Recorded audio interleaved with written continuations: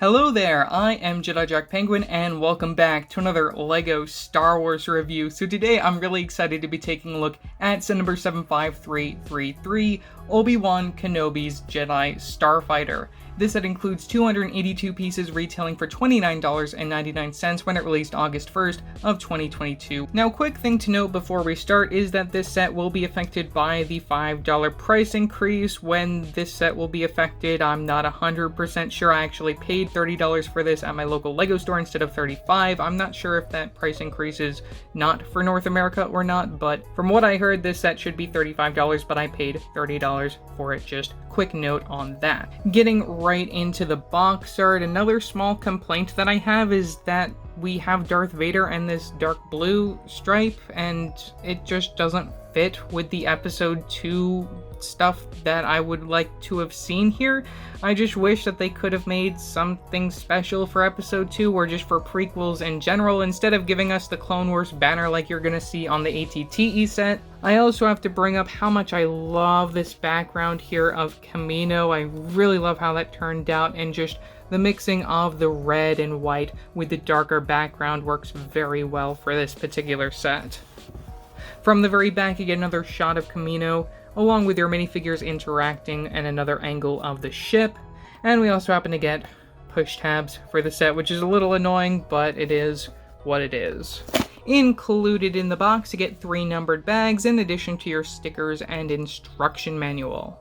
Quite a big sticker sheet for this set with your Republic logos and that color scheme that you're going to see for the vehicle.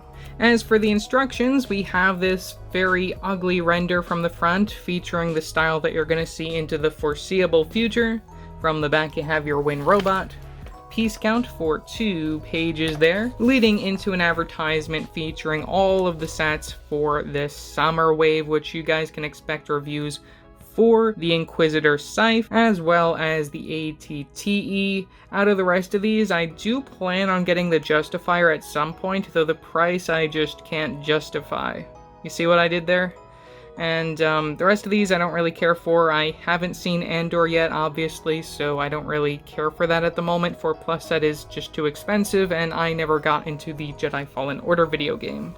To start off our minifigure selection, obviously we gotta look at the man himself, Obi-Wan Kenobi, who is brand new and exclusive to this set, with new prints for the head, torso, and legs. I really love how he turned out, and specifically, I like that they were able to print the lighter color on a darker surface, that tan on top of the brown. It actually looks a lot better than it probably would have if they did it 3 years ago. Only thing that I really think could have made this figure better is if they decided to add side leg printing, or even like dual molded the legs, having the tan from the top and then the brown at the bottom. I think that would have made this figure even better, but overall I'm very satisfied with how he turned out. A few lines from the back, nothing really too special, just to complete the brown look for the cloak over the regular Jedi robes. I feel this does a great job representing Obi-Wan when he's being drenched by all the water coming down on Kamino. And I also really like that they used brown instead of the regular tan that we've seen so many times for episode 2 Obi-Wan figures. Taking a closer look at the double-sided facial expression, we get one with his communication device for when he's in his ship. And then you can spin that right around to see a more concerned look for Obi-Wan, or confused look, which I actually really love that we got a brand new facial expression. They could have easily reused one from another set. And additionally, we get one of these brown Jedi hood pieces, which was introduced back in 2019, so that's really nice to get this again within a cheap $30 set. Might I add, I even like this better than just having the hair piece, which I don't really feel fits this particular version of Obi-Wan, though it is the one that we've been using since around 2015. And obviously, for his accessory, we get a blue lightsaber. No doubt the reason why most people will end up buying this set at the end of the day, we have for the very first time a Kaminoan minifigure, Tanwi, who turned out absolutely amazing with the white and sand blue color scheme. You get a brand new mold for that head and neck, and brand new prints for both the torso and skirt piece, which work very well. I love the flow between the torso and the skirt, and you even get printing from the back side of the figure, which I think makes this probably one of the best figures of 2022 for LEGO Star Wars. But anyways, I've always wanted a Kaminoan minifigure ever since seeing them within the LEGO Star Wars The Complete Saga game, and I always remember saying, why hasn't LEGO made this yet? And now that they finally made them, and these are pretty much the same ones that you're going to see within the Skywalker Saga video game, I'm very pleased with how they turned out. I know that there were rumors at one time that they would be mini doll type figures, but that turned out to be false, which I think is okay, because this still works very well when you compare it to a regular minifigure like Obi-Wan here. The size comparison I think works well. The neck adds a little bit more length to the character, and also the skirt piece, though it is the same size as regular minifigure legs, I think does a good job just to represent the size of these particular characters. Now, how would this look with those longer legs and arms that you're going to see for the Avatar sets come October? I don't know if that would make this any better, but I think for what this figure is, LEGO did an amazing job. I'm just going to remove the head so then you can take a better look at how that connects just a regular minifigure head connection, and you also get the printing there. This isn't dual molded, which I originally thought it was dual molded. And you also get the printing from the very top, which I think is also really amazing how they went all out with this figure when it comes to the printing. And to finish off our minifigure selection, we have Obi-Wan's Astromech Droid R4P17, who we've seen before in LEGO form, though this time we get brand new prints for both the front of the body as well as that dome piece. You get the silver printing, which looks very nice for this figure, and will go all the way around. No back printing, unlike some R2 figures that you're gonna see in other sets, which is annoying, but it is what it is. LEGO doesn't like to go all out with prequel stuff, so as I said, I am surprised with Taun We. Definitely one of the standout figures of this particular summer wave. Additionally, if you don't know, when it comes to Astromech Droids, you get that Technic connection for the legs there, so then you can actually move those back and forth as you please. No third leg, obviously, which would be nice to see LEGO try and introduce at some point, but I think LEGO really nailed it with this particular figure. Now, as for the final overall model of Obi-Wan's Jedi Starfighter, this is, I believe, the third time that we've ever seen this particular rendition of the vehicle, and I think it is probably one of the best versions that we've gotten. It feels very sleek, especially when you're building it. There's a lot of tiling off, which I actually really like, especially from the back, and there is a different way in which you actually connect the wings, which I both like and dislike, which we'll get into in just a minute. So starting off with the cockpit area, you get a nice little dome that you can lift up using the clip piece connection.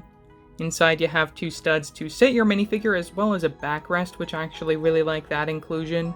You get this 1x2 Chislo print, which is nothing special. We've seen that before in LEGO Star Wars. And as I said, you get those two studs, so you can easily sit Obi-Wan inside his starfighter and close the cockpit area. Looking at the sides, as I said, there is a lot of tiling off in this set, and additionally a lot of stickers. We get two stickers from this side, one on this 2x6 tile, and one on this slope piece, which is actually pretty nice to get. I wish there wasn't a sticker on that. And you get the same thing from the other side. I really love the building techniques in order to accomplish this back fin here, and also the size of this works very well. Get another sticker from both sides of this. Little Republic logo also from both sides, which is nice to see. Looking at the front area over here, you get more stickers, and also from the front leading down to the bottom, you get another sticker on one of these 2x6 tile pieces, Nexonite shield piece.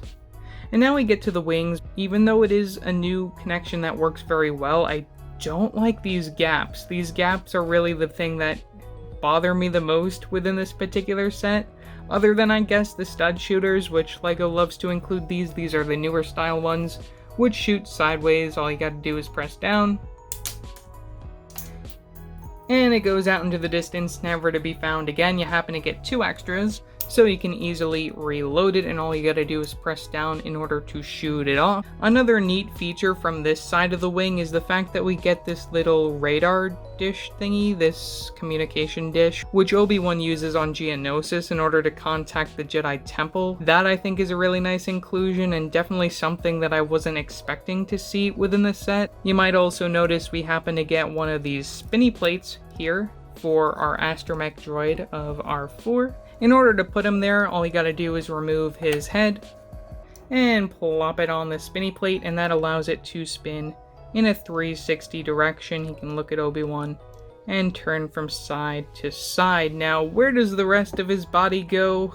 Because there isn't anywhere else to put it. Luckily, LEGO actually included a spot right here, which you can actually place the rest of your Astromech Droid right there on that jumper plate.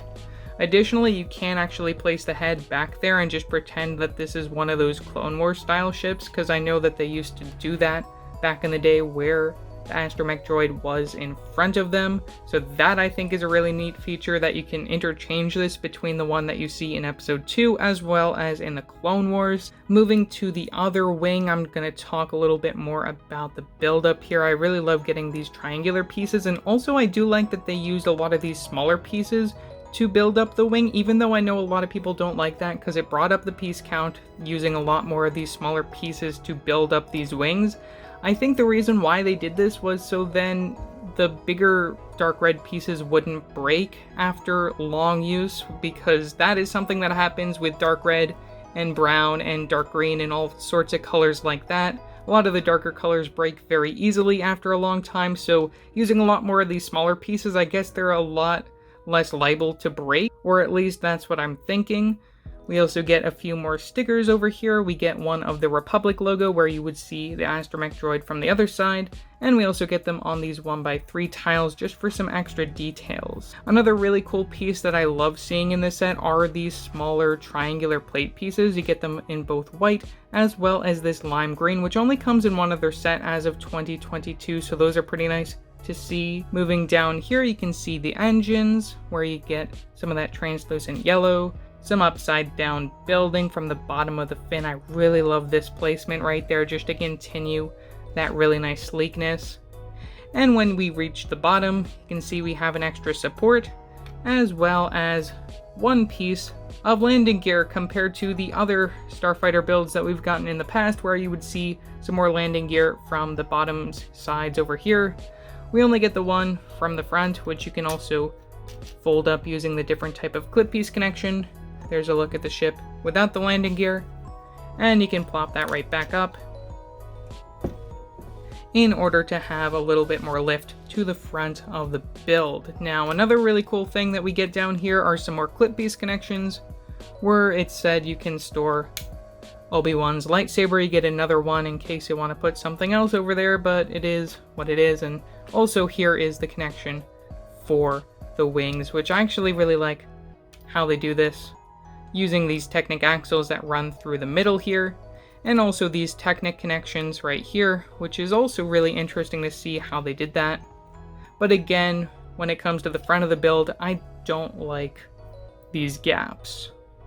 Before I end this video, I did want to include a short comparison to the very first version that we ever got of Obi-Wan's Jedi Starfighter back in 2002 with the release of the Attack of the Clones film compared to this one that we just got 20 years later. It's really crazy to see how far LEGO has come when it comes to their designs.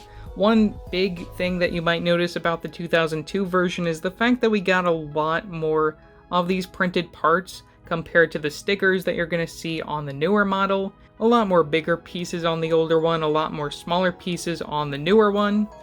And also when it comes to the bottoms of both of these, you can see that we have all three pieces of landing gear from the bottom of the older one compared to this one that only has the one. I just thought it would be interesting to show both of these side by side. They are practically the same size. This one is actually a tiny bit smaller, the newer one, compared to the older one. It's just really interesting to see some of the different decisions that LEGO used to do compared to what they're doing now. So overall, for $30, is this set worth it? I mean, you get 3 brand new and exclusive minifigures. If you already have this set, no doubt you're only getting it for the new Kaminoan minifigure, which no doubt are going to appear in other sets in the future because they went out of their way to make this mold. We'll end up seeing it again at some point, maybe next year in 2023. Am I disappointed that this is the only set that LEGO released this year to celebrate 20 years of Attack of the Clones? A little bit.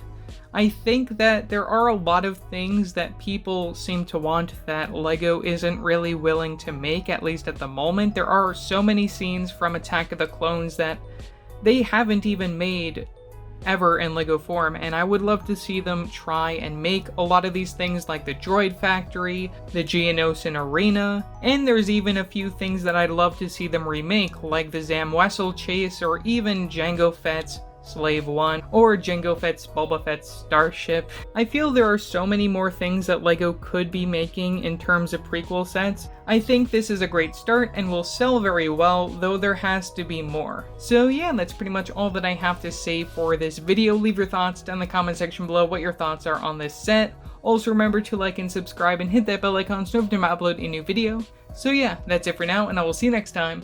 Bye!